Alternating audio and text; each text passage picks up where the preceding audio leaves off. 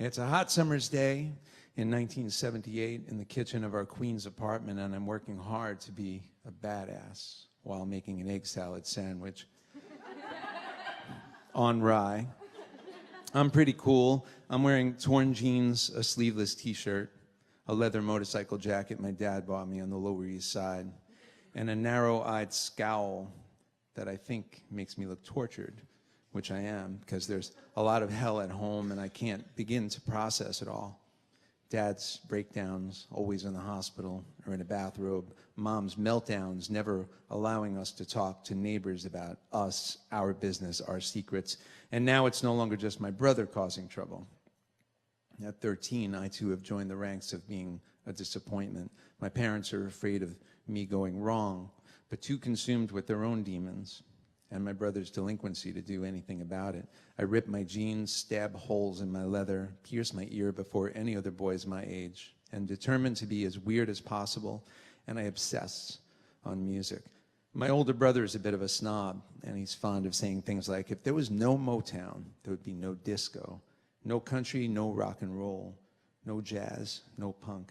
He criticizes everything that I listen to.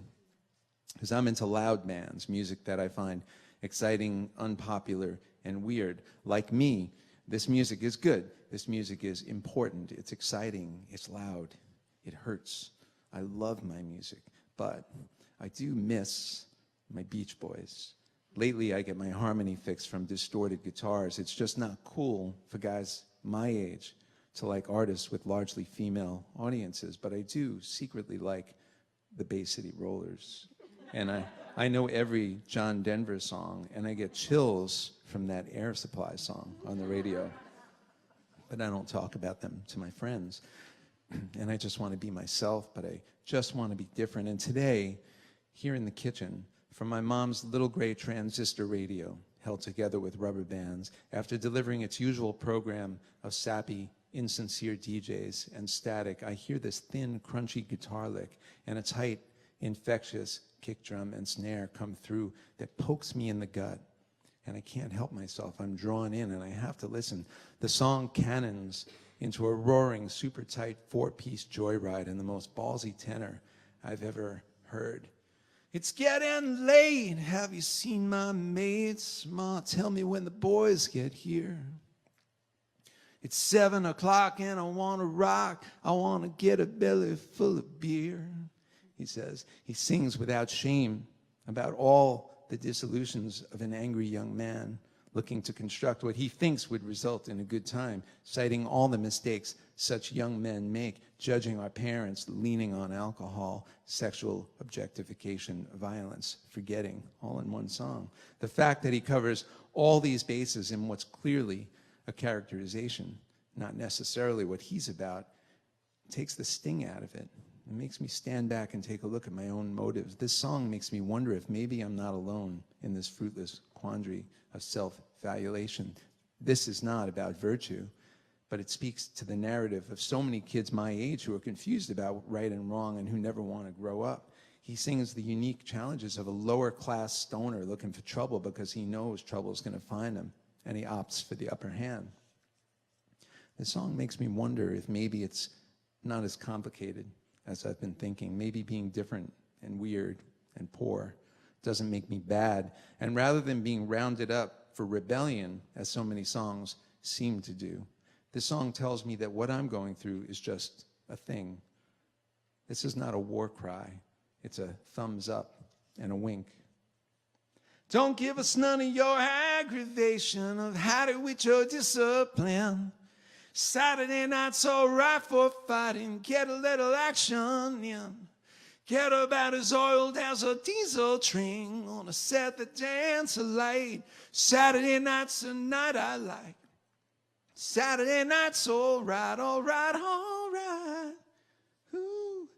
And such directness is exhilarating and freeing for a big boy or a little man, or whatever it is I am. Hearing this not only lightens the ton of self-destructive lead in my heart, but it makes me ask two important questions. Who is this guy? And once I find out, what can possibly be wrong with listening to the music he makes? because it's Elton John, of course, who in the 70s only girls seemed to be listening to. He's outrageously flamboyant and cocky, and he bangs on the piano like no one I've seen before, smoothly crooning one moment, growling like a puma the next. He's the guy who breaks hearts and wets pants with his fearless melody and flowery exhibitionism, an androgynously clad, gap-toothed, prematurely balding glam god who rocks more ferociously than any He-Man with a Marshall stack and a couple of distortion pedals.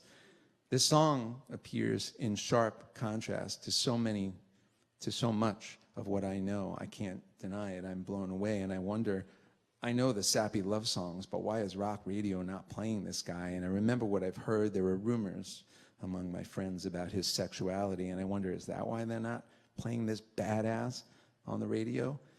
Elton, if you're not familiar, is not just the old bald guy who wrote music for The Lion King. In fact, it kills me that the young people I work with think of him that way. In fact, even if he'd never written remarkable scores, even if he had never become the guy who sells out any venue in the world, even if he hadn't become the patron saint of 80s activism, single-handedly dragging AIDS out of the closet and into the middle of America's face, he'd still be one of the most important rock and rollers ever. And I dive into Elton John and on to candidly enjoying the likes of other less abrasive artists, Carole King and Joni Mitchell, Cat Stevens, Gordon Lightfoot. I even like Barbra Streisand, for God's sakes, because she suffers too. And as a result, the tortured determination of my isolation dissolves just a little into a curiosity, which leads to a relating, which leads to a little bit of freedom. And instead of employing my music to harden my heart, music becomes my prayer and my savior and my therapy and my best friend. And music itself becomes my muse. I don't worry much about what other people think. I love what I love. And I begin to write. And I write and I write, and that changes my life forever. I write my way through the remainder of my awkward adolescence. I write my way through first love and endless rejections, through my brother's suicide, our parents' spiritual and psychological challenges and both of their deaths. I write through my own depression, addiction, and healing. And I sing my way through the birth of my two sons. And I've written hundreds of songs, some sort of fast, some kind of pretty. And although you probably haven't heard any of them, their respective conception and manifestations have been the most real and exhilarating experiences that I've had. And I still hear the voice of my late brother picking artists apart and saying, if there was no Grandmaster Flash, there'd be no Macklemore, no Aretha Franklin, no Amy Winehouse, no Joan Jett, no Green Day. And I can say, however, with a measure of authority, no Elton John, no Seth Davis. Thank you.